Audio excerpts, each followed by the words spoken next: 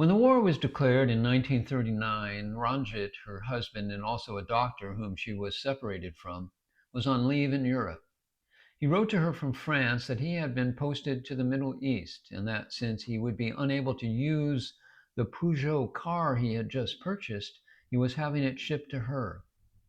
This car came as a godsend to Suzanne in her work, for it greatly facilitated her travel into the rural areas. In time, she became well known in the villages. The children who had once had shouted at her in a hostile manner, Velikari, or Whiteface, now called out, Amma, Amma, and saluted or waved to her as she passed. When she came to know that there was a demand for her medical services in the town as well, she decided to start a practice in Tiruvannamalai, whilst maintaining regular visits to the villages. She found a house for rent at number 58 Big Street, where she opened the Matangi Dispensary, which was named after the green goddess Matangi, who presided over the life force, or prana. To channel the life force to those in need, she worked very hard in the years to come. It was her system that those who could pay were charged for their treatment, and those who were too poor were treated all the same. Many of her patients willingly paid, especially those who were cultivators, for they did not expect something for nothing, unlike some of the town officials who expected to be treated for free. She sometimes told Jeanne, her mother, of her hope that the practice would enable her eventually to become independent of Ranjit's financial support. But in fact, because she could never refuse medical help to anyone merely because they could not afford it, a large part of the allowance that she received from him was spent on her patients.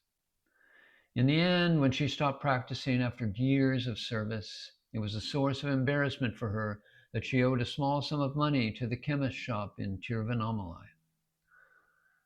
Later, I was able to clear that sum quite easily once I started working. Already, Sujata Sen, Suzanne dreamed that she might one day be deemed worthy of acceptance as the Maharshi's disciple.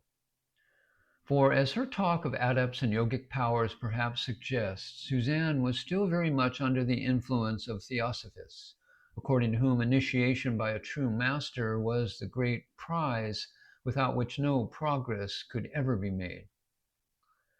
Suzanne and Major Chadwick quickly became friends.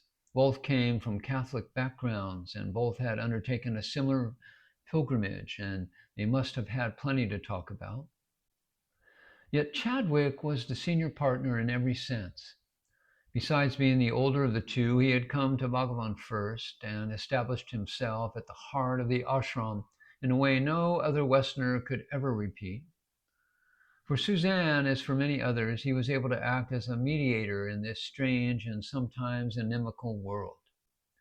He was one of the few who had a relaxed relationship with Ramana, and almost as importantly, he would be able to put in a good word with Chinna Swami, the Sarvadakari, or the ashram manager, and Bhagavan's younger brother. All in all, his cottage was like a foreign embassy, a little piece of Western territory right at the heart of the ashram. It must have been a comfort to Suzanne that he was so easy to make friends with and so eager to help in any way he could.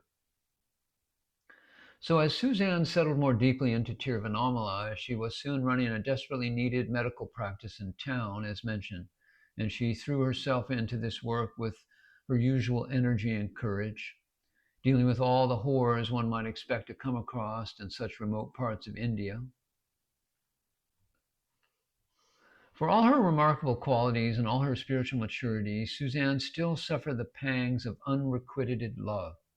The more she came to recognize Ramana's uniqueness, the more she longed to receive initiation from him. Just as many women cannot believe they are really loved until they are officially married, so she could not accept she was really a disciple until some formal ceremony had been performed. And failing that, she needed an explicit reassurance the initiation was not necessary, and that Ramana was really her guru. Given the awe in which she held him, she was hardly likely to start badgering the Maharshi on the topic, which was a topic he so famously was reluctant to discuss. So she put Chadwick up to it instead, making him promise never to let on that he was asking on her behalf. And so this happened in 1940, after she had been there for 5 years, and long after he had given up the idea of receiving initiation himself. But still, Chadwick mysteriously began pestering the Maharshi on that very subject. Bhagavan says that he has no disciples. Yes. But Bhagavan also says that for the majority of aspirants, a guru is necessary.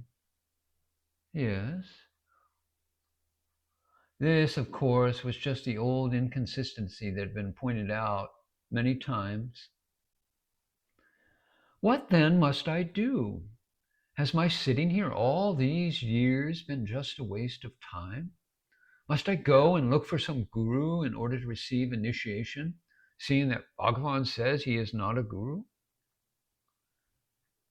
Though the question might have been Suzanne's, the reply and its consolation applied equally to all of them. What do you think brought you here such a long distance and made you remain so long? Why do you doubt?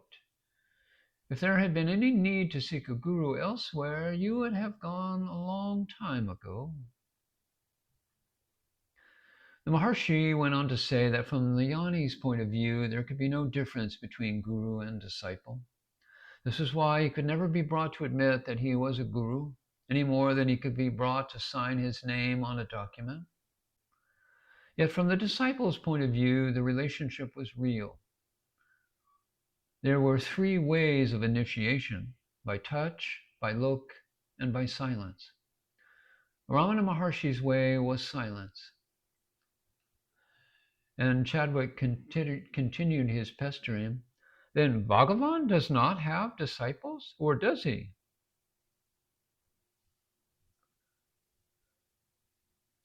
As I said, from Bhagavan's point of view, there are no disciples. But from that of the disciple, the grace of the guru is like an ocean.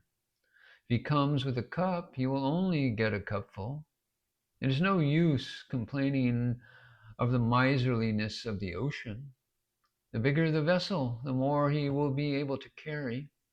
It is entirely up to him. Yet despite these tremendous and beautiful words, Chadwick went on pestering. And in the end, Bhagavan humorously suggested that he should go to the ashram office and have them write him out a certificate, or even get them to put the office stamp on it. And perhaps that would satisfy him. It was about as close as Ramana Maharshi ever came to admitting that he was a guru. Arthur Osborne, who, like Suzanne, had been tormented by the desire for initiation, found the conversation so interesting that he included a full account of it in his Path of Self-Knowledge book. He ends up by saying that few were as persistent as Major Chadwick in their demand for assurance, leaving us with the impression that he never realized Suzanne had been behind it all. Indeed, knowing Chadwick, he probably never let on, and was happy for everyone to go on thinking he had fallen prey to a sudden doubt. In his own account, in his reminiscences, Chadwick ends with a little hint as to the real truth, though it is as subtle as the hint he gives about the meditation belt he once spoke of. Anyhow, Bhagavan did clear the doubts of many by this conversation, in spite of which there are still some who say it was useless to go to Bhagavan because he gave no initiation and did not even recognize the relationship of master and disciple. In the original manuscript of the book, the hint is just a little more open, though it still hardly risks revealing Suzanne's secret. It said, "Of course I had no doubts, but I was interested to see how Bhagavan reconciled the 2 points of view." Yet none of this was enough for the woman who'd put him up to it. The more desperately she yearned for some sign of acceptance or love from Bhagavan, the more rocky and remote he seemed to become. Suzanne understood that, like Arunachala, Bhagavan represented the ultimate absolute, yet she needed something more human than a mountain, and some more concrete token than initiation by silence.